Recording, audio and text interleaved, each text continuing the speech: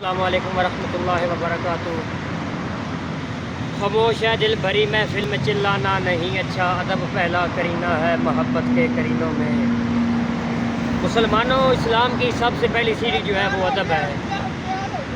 اگر بندہ کسی چیز سے محبت کرتا ہے لیکن اس کا ادب نہیں کرتا تو اس کا وہ محبت کا دعویٰ جھوٹا ہے۔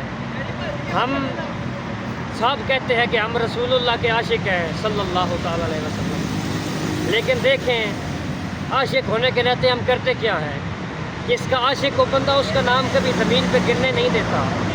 اور یہ اوپر آیت مبارک لکھی ہوئی ہے واللہ خیر الرازقین، اللہ تعالیٰ رزق دینے والا ہے۔